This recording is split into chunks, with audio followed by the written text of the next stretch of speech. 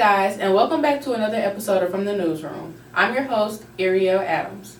The Southeast Arrow hosted an event in honor of their special section that will be releasing the first week of December. Reporter myself, Ariel Adams, has the story. Hey guys, I'm Ariel, and I'm here with the Southeast Arrow at their promotional event for their special section that will be releasing on December 1st. The Arrow event was named Taboo Talks, aiming to create conversation around rights and bodily autonomy. Arrow staff was able to talk with multiple students about their outlook on the topics at hand, as well as giving out brownies and other prizes. Some people just don't seem to get that you should do whatever you want with yourself, no matter what it is. The Arrow Special Section newspaper will be releasing on December 1st. To find out more information about the Southeast Arrow and to keep up with future news releases, the organization can be found on all social media platforms as Southeast Arrow. From the Southeast Arrow, I'm Ariel Adams. After winning the regular season Ohio Valley Conference tournament, SEMO Volleyball is preparing to host the OVC tournament starting on Thursday. Reporter Justin Trevelyan has the story. Here at Houghton Fieldhouse, the Southeast Women's Volleyball team is preparing to host the OVC tournament, starting first with Eastern Illinois Thursday night at 6 o'clock. The Redhawks earned the number 1 seed in the OVC tournament, where they will face the Eastern Illinois University Panthers in the first round. Southeast defeated EIU 3-0 in the previous 2 meetings this season. Head coach Julie Yankas said the team just needs to take the tournament one game at a time. Yeah, you have to focus on one thing at a time. EIU is coming off a big win this last weekend. They're playing some of their best volleyball. I think the key thing, we have to win the serve and pass game. We have to make sure that we're fighting to get them out of system, force them to be one-dimensional as much as we can.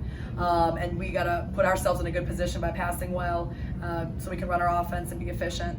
And the other key, we're going to really need to contain Danielle Allen on EIU's team. She's definitely had a great last few matches. She's coming alive, and she's a good athlete, and so we got to find a way to just slow her down a little bit and play SEMO volleyball. This is the first time SEMO has hosted the tournament in 21 years.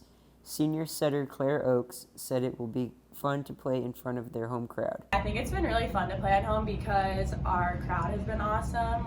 We get a lot of family and parents coming usually, but the rowdy crowd has really stepped up, and they've come to a lot of games and got really hype. And then on our Saturday game, I know other athletes come in and also cheer us on, so I think we're really excited to host at home, and hopefully we still get a decent crowd.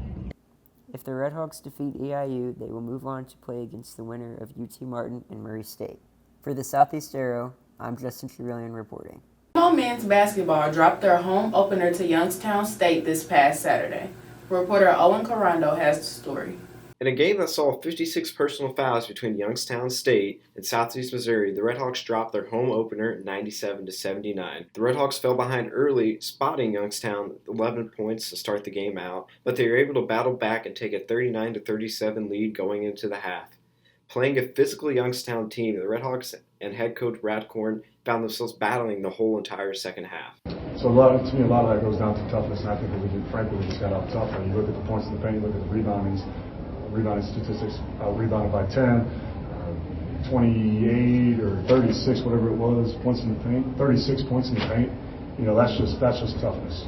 That's just flat out toughness, and we didn't have it today in the second half of that stretch. Youngstown State was led by senior Tevin Ollison, who scored 27 points. For the Redhawks, both junior Eric Reed and sophomore DQ Nicholas had 17 points each. Coach Korn has seen some depth from his bench as they scored 41 out of the 79 points for the Redhawks.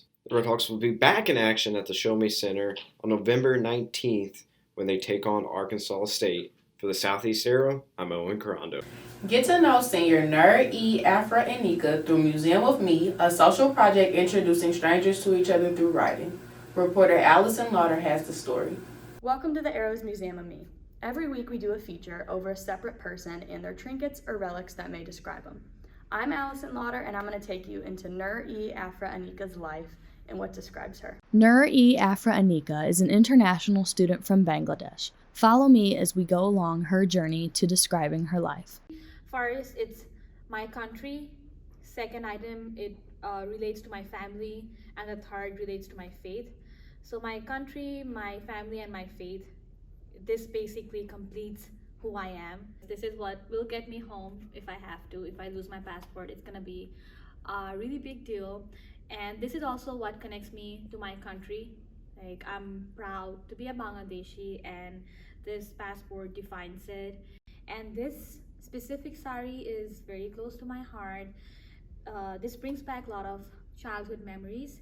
This is my mom's sari, and this is her favorite, like my favorite sari of her. I watched her wear this so many times. Um, I grew up, my family is very religious, so I grew up with faith, and my faith is very close to my heart. One was, which of the favors of your Lord would you deny? The verse you just heard is one of Nur's favorites from the Quran. Her country symbolism is her passport. Her family symbolism is the gown her mother used to wear. Her faith symbolism is the holy book she lives by. And that's it. Be sure to tune in next time for another Museum of Me. And that's it for this week's episode of From the Newsroom. Be sure to follow us on all social media platforms to make sure you never miss new content. Again, I'm your host, Ariel Adams.